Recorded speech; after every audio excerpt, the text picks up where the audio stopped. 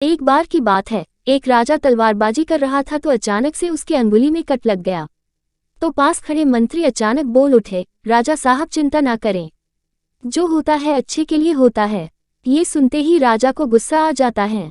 राजा उस मंत्री को कारागृह में बंद करने का आदेश दे देता है और बोलता है इसको फांसी पर चढ़ा दिया जाए। ये सुनकर मंत्री घबरा गया। उसने राजा से निवेदन किया, महाराज, मैंने आपके यहाँ इतने वर्षों तक काम किया है, क्या आप मेरी अंतिम इच्छा पूरी नहीं करेंगे? राजा बोला, ठीक है, बताओ क्या है तुम्हारी अंतिम इच्छा?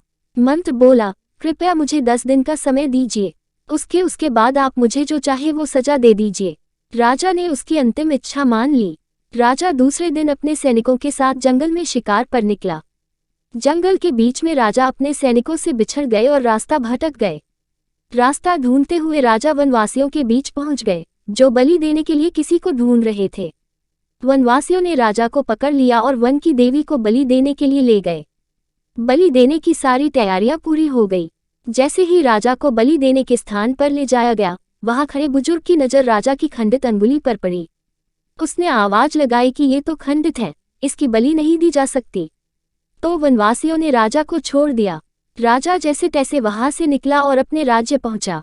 सबसे पहले कारागृह में अपने मंत्री से मिलने पहुंचा। राजा ने मंत्री से कहा, आपने सही कहा था, अगर मेरी अंगुली नहीं कटी होती तो मैं जिंदा नहीं होता, यानी जो होता है वो अच्छे के लिए होता है। राजा ने फिर पूछा, मेरा तो फायदा हुआ लेकिन आपका कैसे फायदा हुआ? मैंने तो आपको सजा दी,